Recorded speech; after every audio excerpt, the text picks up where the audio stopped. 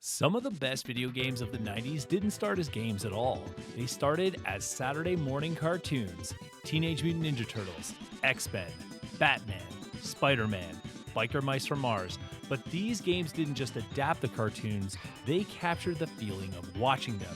Now sure, companies were pumping out toys, comics, and games to make as much money as possible, but to a kid, it was something else entirely. It was a chance to keep the adventure going. After the episode ended, the toys came out, stories continued, heroes fought new battles. Video games took that idea even further. For the first time, you weren't just imagining the adventure, you were playing it. Teenage Mutant Ninja Turtles actually started as a comic, but it didn't take long before the cartoon exploded into popularity. 9 seasons, toys everywhere, and if you grew up in the 90s, chances are you had at least one Ninja Turtle figure. My brother and I had the Turtles, the bus, and the Technodrome. And of course, it didn't take long before the Turtles jumped into video games. The first NES game came out just 2 years after the cartoon debuted. But the game that really captured the cartoon energy was Turtles in Time.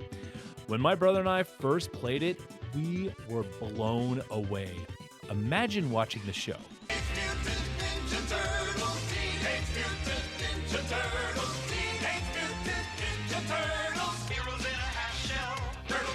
Then putting in the cartridge and seeing this intro.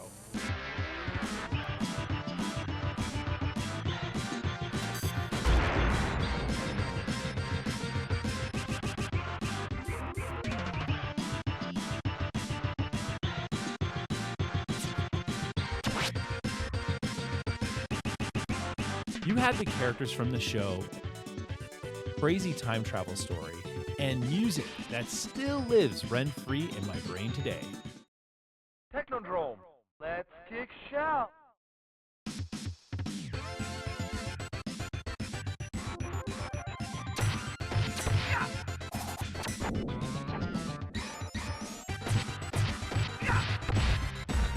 This game didn't just adapt the cartoon, it captured its attitude.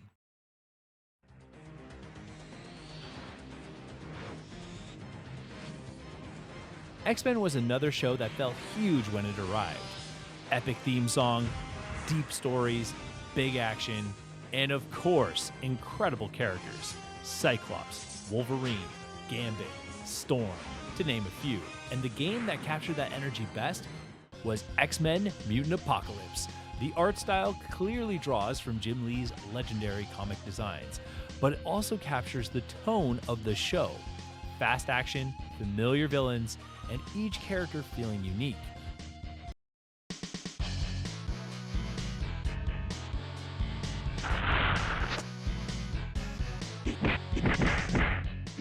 For fans of the cartoon, this game felt like stepping directly into the X-Men world. Now, if we're talking about Marvel cartoons in the 90s, we have to talk about Spider-Man. I loved this show. Some people say it was just a long commercial for toys, and maybe that's partly true, but it also told some great Spider-Man stories. And yeah, the toys were awesome. I had quite a few myself. Six-armed Spider-Man, Carnage, Hobgoblin, Doc Ock, Armored Spider-Man, Alistair Smythe.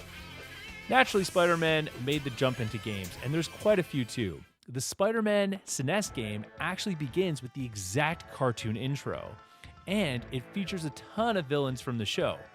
Doc Ock, Rhino, Mysterio, Lizard, Venom, Green Goblin.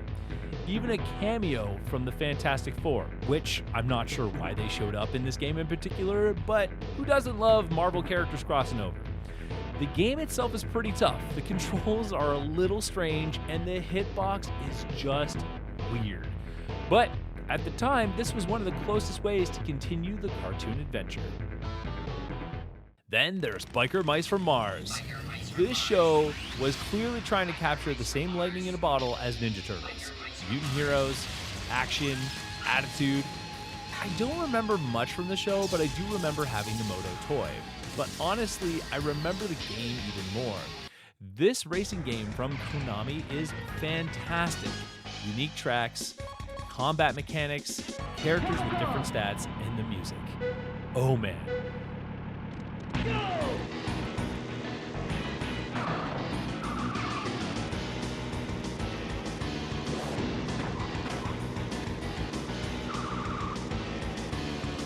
Konami knows how to compose. This game absolutely captures the vibe of the show.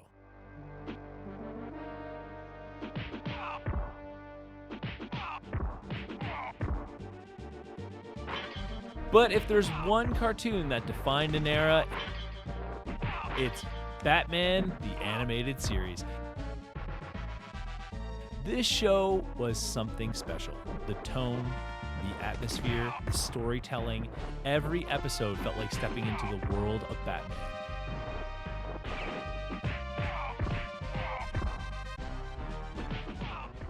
And the SNES game, The Adventures of Batman and Robin, absolutely understood that. Each level feels like its own episode.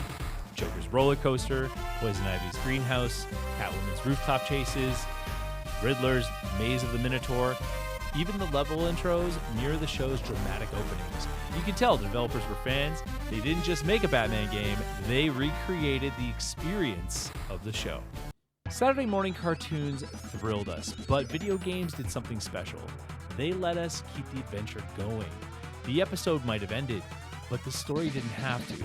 You could jump back in, fight the villains again, create your own version of the adventure, and for a lot of us, that's where some of the best gaming memories begin. So now I'm curious, what Saturday morning cartoon had a video game you love playing?